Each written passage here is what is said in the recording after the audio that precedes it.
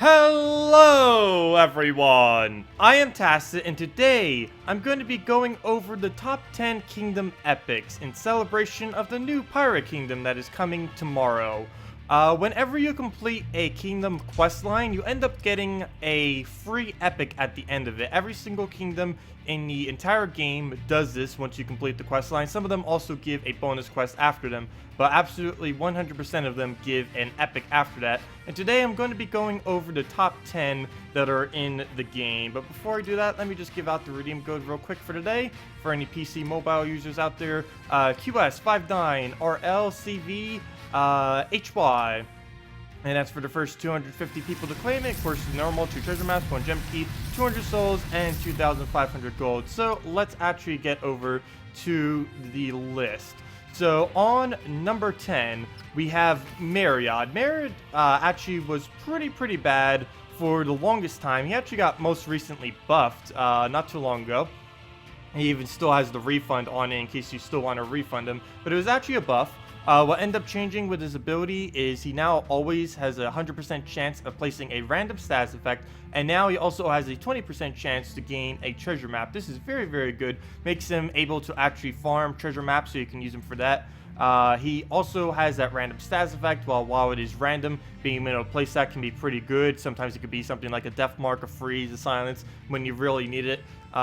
Most often than not, it's going to be something completely pointless, but it can occasionally be something that you really need. And the fact that he already does damage on top of that, plus he can farm maps, is going to be really good. The epic for the next kingdom even scales based off of maps, which is also going to be really good for that when that actually comes in tomorrow.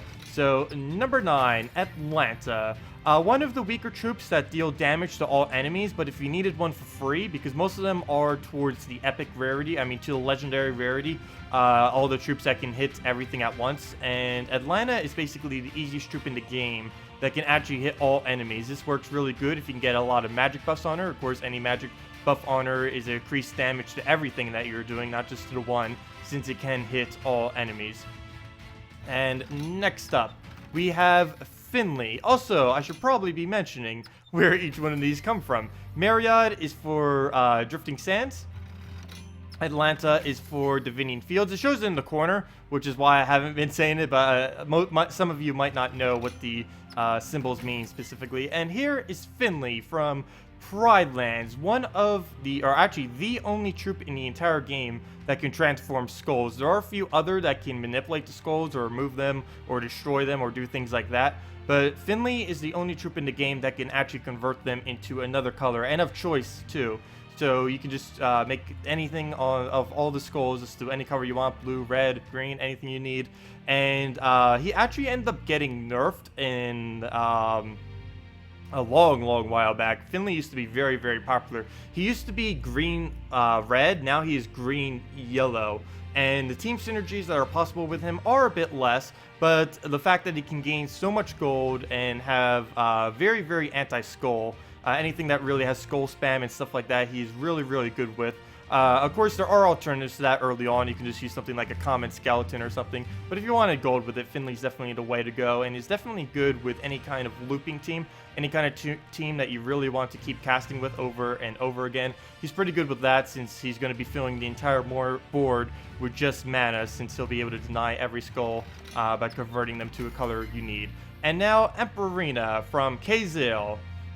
Emperina also used to be really good back in the day. Still has its purposes though. It gives an ally life and attack, cleanses them, and then heals them. It's the only troop in the entire game that can fully heal another troop. This works really good with any other troop that you really have that you're going to be buffing up with other stats effects, maybe HP and stuff like that. Anything that you basically want to be pretty much unkillable. One of the main reasons why this actually ended up falling off a bit is because Devour and Deathmark can just completely destroy whatever troop you are buffing up with, is particularly Devour. But other than that, if the enemy team doesn't have either of those two, even if they have a Deathmark, you'll have a pretty good chance that you can just cleanse it off. but especially Devour you wanted to dodge. But as long as the enemy doesn't have either of those, you can really buff up with Emperina and just get a troop that's essentially unkillable, especially if the troop that you're buffing up has something like Stone Skin or even a Gorgoltha from the same kingdom, which has Granite Skin. You basically get them to the point that they will never die unless they are hit with lethal or some kind of instant kill ability.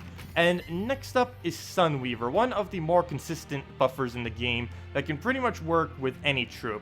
Particularly more towards the common and rare area. It increases the attack, armor, and life of an ally, but it also gives them 6 mana. This is really good with anything that can just keep looping over and over again, particularly any troop that has exactly 6 mana or less, since you'll literally fill up their entire ability every single time just by casting Sunweaver on it. And this is from Wild Plains, if you want to complete out that kingdom. So on to number 5 is Avina. Avina used to not be that good, but she has gotten a lot of buffs recently. The one most particular is the fact that she now gains souls based on her magic. She's actually the only kingdom epic that can gain souls per cast. So she's really, really good at being able to farm that.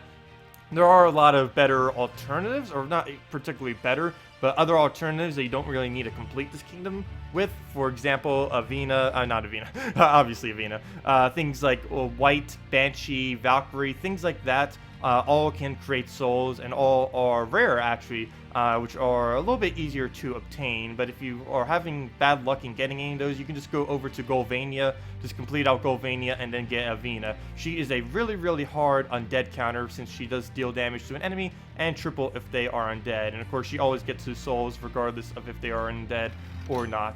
And next up is Herald of Chaos. Herald of Chaos is very, very good, particularly using it with things like Valkyrie. The main reason is it destroys a row, so it has board control. Not many epics actually have board control. It deals damage to the first enemy and reduces a random skill by the same amount. And both of these are boosted by how many blues he destroys at a 2x ratio. Any troops that have a 2x or 3x ratio tend to be pretty good, particularly early on in the game where they scale a lot better. But he always scales very well. If you get enough blues destroyed, you can even one-shot them probably earlier on in the game with the type of boost ratios that he can get off of like 5 blues and stuff like that. There's an extra 10 damage plus an extra 10 stat reduction. So a lot of potential that you have with it. And if you ever went down the trading route, he also has a very easy first trait of leadership. Epics, for the most part, you don't get their second or third trait, mainly because they are very, very expensive to do so. Normally, you save them for legendaries or just lower rarities. But any of the epics that have a really good first trait tend to be very, very good, since they're very easy to obtain, particularly early on in the game. And leadership is basically the best that you can get early on in the game. 3 to all stats. It's one of the reasons why Knight Coronet and other things of the like are so popular. Luther does have this too, which I don't include on this list, but Luther is a little bit weaker, since all he does is attack buff to everything, which can easily be countered with a Lamia, or just the fact that you can't get skulls on the board. But something like this, it's not really counterable on Herald, since his ability you can use anywhere. You get board control with it, you get a lot of damage, and you don't really have to commit to skulls. You can just commit to whatever you want with it, and it'll do good. And now let's go. Oh, and that one is from Blighted Lance. And next up is Tari, the best map farmer in the game. Always is, always will be. Or at least if she has the ability to. She destroys a number of chosen gems and then gains gold and a 20% chance every single time she casts to gain a map. So same as Mariad, same as the new epic that's going to be coming tomorrow. But what makes this particularly useful in map farming, which is better than both of them or anything else in the entire game, is the fact that these are destroyed gems, not removed. Destroy means that she will actually gain the mana for whatever you choose.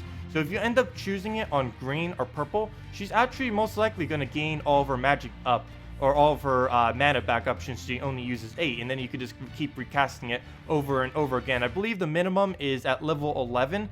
She, with no magic kingdoms or any other magic buffs, I believe at level 11, Tari has enough magic that she'll do 8 gem destroy, which is enough that if you target green or purple when there are 8 or more on the board, she'll get all of her ability up. Then you just do the opposite color that you didn't target off the first time, and then you just got yourself a map, most likely by casting it 3 times. So a lot of potential with her. in being able to farm, plus the amount of board control that you can get by just removing or destroying a gem like that. It takes a little while to really get used to how to use her ability correctly, but once you do, you can get a lot of mana out of it and basically fill up your whole team or completely control the board in just a cast or two from her.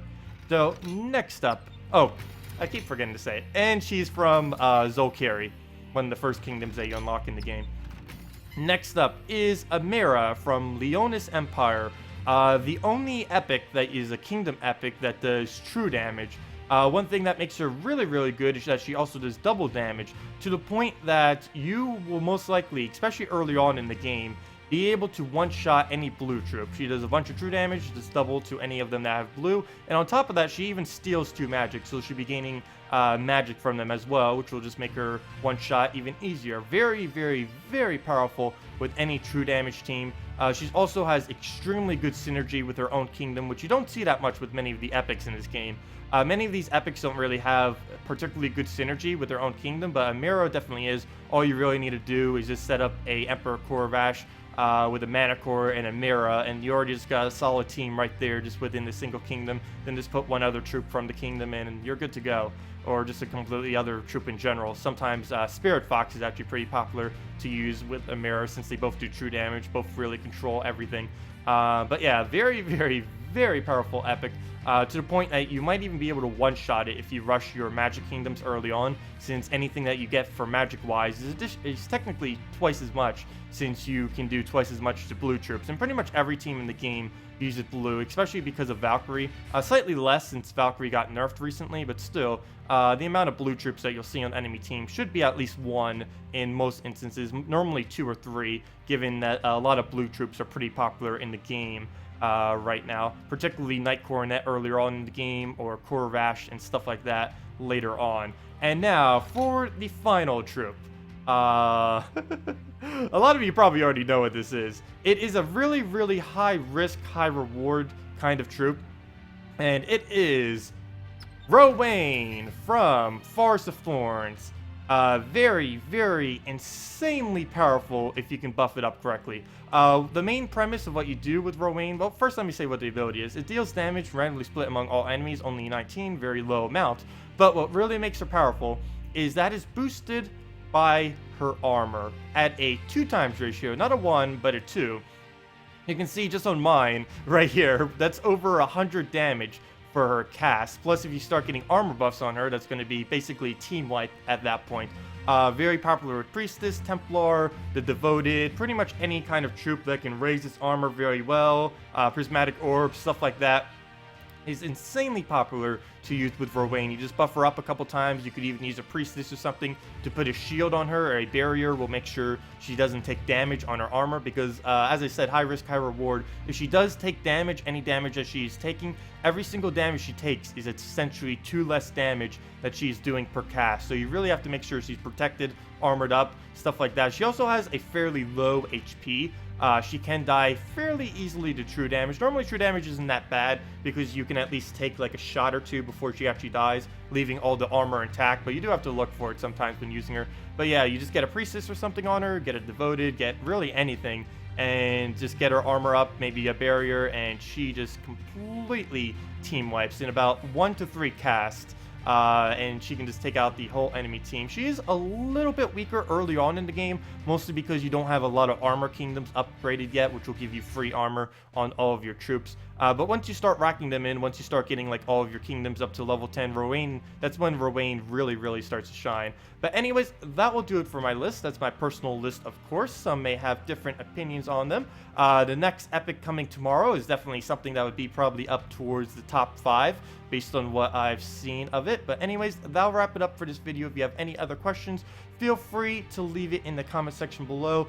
Thanks for watching and have a wonderful day.